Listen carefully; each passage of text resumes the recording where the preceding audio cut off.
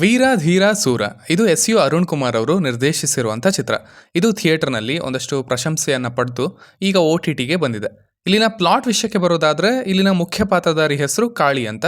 ತನ್ನ ಹಳೆ ಲೈಫನ್ನು ಪಕ್ಕಕ್ಕೆ ಇಟ್ಟು ಈಗ ಹೊಸದಾಗಿ ಜೀವನ ಶುರು ಮಾಡಿರ್ತಾನೆ. ಆದರೆ ಅದೇ ಹೊತ್ತಿಗೆ ಮತ್ತೆ ಇವನಿಗೆ ಒಂದು ಸಂಕಷ್ಟ ಎದುರಾಗುತ್ತೆ. ಅದನ್ನು ಅವನು ಫೇಸ್ ಮಾಡಲೇಬೇಕಾಗತ್ತೆ, ಬೇಡ ಅಂದರೂ ಕೂಡ. ಸೊ ಅದು ಏನು, ಅಲ್ಲಿ ಎದುರಾದಂಥ ಸಂಕಷ್ಟ ಹೇಗಿತ್ತು ಆ್ಯಂಡ್ ಅದರಿಂದ ಇವನು ಹೊರಗೆ ಬಂದ ಇಲ್ವಾ ಅನ್ನೋದನ್ನೆಲ್ಲ ನೀವು ಸಿನಿಮಾದಲ್ಲೇ ನೋಡಿ ತಿಳ್ಕೊಳ್ಬೇಕು. ಮೊದಲನೇದಾಗಿ ಇದರ ಪಾಸಿಟಿವ್ಸ್ ಕಡೆಗೆ ಬರೋದಾದರೆ, ಅದು ಇದರ ಫಸ್ಟ್ ಹಾಫ್ ಅಂತ ಹೇಳ್ತೀನಿ. ಸ್ಪೆಷಲಿ ಈ ಸಿನಿಮಾದಲ್ಲಿ ಪಾಸಿಟಿವ್ಸ್ ಹಾಗೆ ನೆಗೆಟಿವ್ಸ್ ಅನ್ನೋದನ್ನು ಈಸಿಯಾಗಿ ಹೇಳ್ಬೋದು ಅಂತ ಅನಿಸುತ್ತೆ. ಫಸ್ಟ್ ಹಾಫ್ ಸೂಪರ್ ಆಗಿತ್ತು. ಈ ಡಿಪಾರ್ಟ್ಮೆಂಟ್, ಈ ಎಲಿಮೆಂಟ್ ಅಂತ ಏನಿಲ್ಲ, ಫ್ರಮ್ ಸ್ಟಾರ್ಟ್ ಟು ಫಿನಿಶ್ ಎಲ್ಲನೂ ಸೂಪರ್. ರೈಟಿಂಗಿಂದ ಹಿಡಿದು ಅದರ ಟ್ರೀಟ್ಮೆಂಟ್ ತನಕ, ಪ್ಲಾಟ್ನ ಇಂಟ್ರಡ್ಯೂಸ್ ಮಾಡೋದ್ರಿಂದ ಹಿಡಿದು ಕ್ಯಾರೆಕ್ಟರ್ನ ಎಸ್ಟಾಬ್ಲಿಷ್ ಮಾಡೋದ್ರ ತನಕ ಎಲ್ಲನೂ. ಸ್ಪೆಷಲಿ ಇಲ್ಲಿನ ವರ್ಡ್ ಬಿಲ್ಡಿಂಗ್ ಸ್ವಲ್ಪ ಡಿಫ್ರೆಂಟ್ ಆಗಿತ್ತು. ಯಾಕಂದರೆ ಇದು ವೀರ ಧೀರ ಸೂರ ಪಾರ್ಟ್ 2 ಅದನ್ನು ಹಾಗೇ ಟ್ರೀಟ್ ಮಾಡಿದ್ದಾರೆ. ಆಲ್ರೆಡಿ ನಿಮಗೆ ಒಂದಷ್ಟು ಎಲ್ಲ ಗೊತ್ತಿದೆ ಅನ್ನೋ ಥರ. ಪಾತ್ರಗಳು, ಆ ಸಂದರ್ಭಗಳು, ಆ ಊರು, ಆ ಪೊಲೀಸ್ ಇವೆಲ್ಲ ಎಸ್ಟಾಬ್ಲಿಷ್ ಆಗಿದೆ ಅನ್ನೋ ಥರ. ಆ್ಯಂಡ್ ಅಲ್ಲಿಗೆ ಆ ಮಧ್ಯದ ಪಾಯಿಂಟ್ಗೆ ನಿಮ್ಮನ್ನು ತೆಗೆದುಕೊಂಡು ಹೋಗಿ ಬಿಡ್ತಾರೆ. And it was like okay, ಒಂದು ಸಿಚುವೇಶನ್ ನಡೀತಾ ಇದೆ, ಅದನ್ನು ನಾವು ನೋಡ್ತಾ ಇದ್ದೀವಿ ಅನ್ನೋ ಥರ. ಆ್ಯಂಡ್ ನೋಡ್ತಾ ನೋಡ್ತಾ ನೀವು ಓಕೆ, ಇವನು ಯಾರು, ಇವ್ನದೇನು ಪ್ಲ್ಯಾನು, ಕಥೆ ಯಾವ ಥರ ಹೋಗ್ತಾ ಇದೆ ಅದನ್ನು ಅರ್ಥ ಮಾಡ್ಕೊಳ್ತಾ ಹೋಗ್ತೀರಾ. ಸೊ ಆ ಫೀಲಿಂಗ್ಸ್ ಆಗೋದಾಗಿತ್ತು. ಇಲ್ಲಿ ಯಾರೋ ಬಂದು ಒಂದು ಕಥೆಯನ್ನು ಹೇಳ್ತಾ ಇದ್ದಾರೆ ಅನ್ನೋ ಥರ ಅಲ್ಲ, ನೀವೇ ನಡೆದಿರೋದನ್ನು ವಿಟ್ನೆಸ್ ಮಾಡೋ ರೀತಿ ಇತ್ತು. ಸೊ ಆ ಅಪ್ರೋಚ್, ಆ ಟ್ರೀಟ್ಮೆಂಟ್ ನನಗೆ ಇಷ್ಟ ಆಯಿತು ಅಂತ ಹೇಳ್ತೀನಿ. ಸಖತ್ತಾಗಿ ವರ್ಕ್ ಆಯಿತು ಕೂಡ. ಆಲ್ಸೋ ಒಂದು 15 ನಿಮಿಷದಲ್ಲಿ ವಿಷಯ ಏನು ಅನ್ನೋದನ್ನು ಎಸ್ಟಾಬ್ಲಿಷ್ ಮಾಡ್ತಾರೆ. ಆ್ಯಂಡ್ ಇನ್ನು 10 ನಿಮಿಷದಲ್ಲಿ ನಮ್ಮ ಮೇನ್ ಕ್ಯಾರೆಕ್ಟರ್ನ ಆ್ಯಂಡ್ ಅವನ ಫ್ಯಾಮಿಲಿಯನ್ನು ಇಂಟ್ರೊಡ್ಯೂಸ್ ಮಾಡಿಸ್ತಾರೆ. ಆ್ಯಂಡ್ ಅದಾದ ಮೇಲೆ ಸಖತ್ತಾಗಿ ಓಡತ್ತೆ ಸಿನಿಮಾ. ಪ್ರಾಪರ್ ಸ್ಕ್ರೀನ್ ಪ್ಲೇ, ಒಳ್ಳೆ ಎಂಗೇಜಿಂಗ್ ಎಲಿಮೆಂಟ್ಸ್, ಓಕೆ ಏನಾಗ್ಬೋದು, ಏನು ಪ್ಲ್ಯಾನ್ ಅನ್ನೋ ಥರ. ಸೊ ಆ ಇಡೀ ಫಸ್ಟ್ ಹಾಫ್ ಸಖತ್ತಾಗಿತ್ತು ಅಂತ ಹೇಳ್ತೀನಿ. ಇನ್ನು ಇಲ್ಲಿನ ಕ್ಯಾಮ್ರಾ ವರ್ಕ್ ಕೂಡ ಸಖತ್ತಾಗಿದೆ. ಆ್ಯಕ್ಚುಲಿ ಇದು ಕಣ್ಣಿಗೆ ಕಾಣಿಸಲ್ಲ ವಿಜುವಲ್ಸ್ ಅನ್ನೋದು. ಸೂಪರ್ ಅನ್ನೋ ಫೀಲ್ ಏನು ತರಿಸಲ್ಲ ನಿಮಗೆ, ಬಿಕಾಸ್ ಅಷ್ಟು ಆರ್ಗ್ಯಾನಿಕ್ ಆಗಿ ಬಂದು ಹೋಗುತ್ತೆ ಅದು. ಆ ಥರದ ವರ್ಕ್ ನಡೆದಿದೆ ಇಲ್ಲಿ.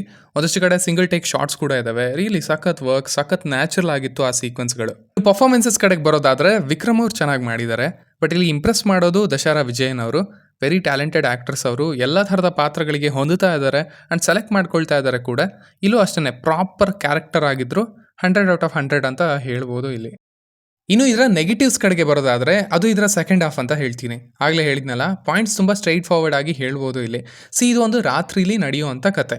ಸೊ ಹಾಗೇ ಸ್ಟಾರ್ಟ್ ಆಗಿ ಎಲ್ಲ ಸೂಪರ್ ಆಗಿ ತೆಗೆದುಕೊಂಡು ಬಂದು ಇಂಟರ್ವಲ್ನಲ್ಲಿ ಒಂದು ಕನ್ಫ್ಯೂಸಿಂಗ್ ಪಾಯಿಂಟಲ್ಲಿ ನಿಂತ್ಕೊಳ್ಳುತ್ತೆ. ಓಕೆ, ಅಣ್ಣ ಆ್ಯಕ್ಚುಲಿ ಏನು ಮಾಡ್ತಾ ಇದ್ದಾನೆ ಇಲ್ಲಿ, ಹೇಗೆ ಹೋಗುತ್ತೆ ಸಿನಿಮಾ ಅಂತ. ಬಟ್ ದೆನ್ ಆಫ್ಟರ್ ಇಂಟರ್ವಲ್ ಟಪ್ ಅಂತ ಇದು ಫ್ಲ್ಯಾಶ್ ಬ್ಯಾಕ್ಗೆ ಹೋಗುತ್ತೆ. ಅಲ್ಲೊಂಚೂರು ಸಮಯ ಹೋಗುತ್ತೆ. ಅಲ್ಲಿ ಹೈ ಪಾಯಿಂಟ್ಸ್ ಇದ್ದಾವೆ. ಇನ್ಫ್ಯಾಕ್ಟ್ ಸಿನಿಮಾದ ಬೆಸ್ಟ್ ಮೂಮೆಂಟ್ ಬರೋದು ಕೂಡ ಅಲ್ಲೇ. ಬಟ್ ಸ್ಟಿಲ್ ಅದು ಈ ಎಕ್ಸೈಟ್ಮೆಂಟ್ನ ಕಮ್ಮಿ ಮಾಡುತ್ತೆ. ಆ್ಯಂಡ್ ಯಾವಾಗ ಅದು ಪ್ರೆಸೆಂಟ್ಗೆ ವಾಪಸ್ ಬರುತ್ತೆ, ಅಲ್ಲಿಂದ ಸಿನಿಮಾ ಏನೋ ಆಗಿಬಿಡುತ್ತೆ. Last 1 hour of the film and ಆ ಕ್ಲೈಮ್ಯಾಕ್ಸ್ ತುಂಬ ಅಂಡರ್ವೆಲ್ಮಿಂಗ್ ರೈಟಿಂಗ್ ಇತ್ತು ಅಲ್ಲಿ ಅಂತ ಅನ್ನಿಸ್ತು. ಅಂದರೆ ಇಲ್ಲಿ ಸಾಕಷ್ಟು ಪೊಟೆನ್ಷಿಯಲ್ ಇತ್ತು.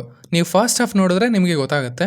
ಬಟ್ ದೆನ್ ಅವನೇ ಅದನ್ನು ಕಾಂಪ್ಲಿಕೇಟ್ ಮಾಡ್ಕೊಳ್ತಾನೆ, ಅವನೇ ಸಾಲ್ವ್ ಮಾಡೋದಕ್ಕೆ ಹೋಗ್ತಾನೆ ಆ್ಯಂಡ್ ಅವನೇ ಸಿಗಾಕೊಳ್ತಾನೆ. ಸೊ ಈ ಥರ ಇಟ್ಸ್ ವೆರಿ ಕ್ಲಮ್ಸಿ ಆಗೋಯಿತು.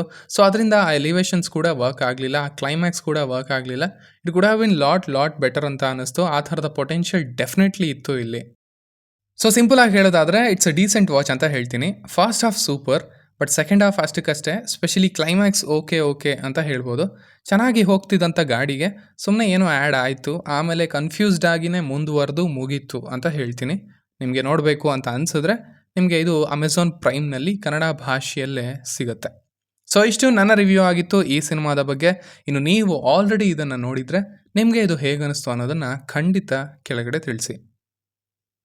ಆ್ಯಸ್ ಯೂಶುವಲ್ ಮತ್ತೆ ಸಿಗೋಣ.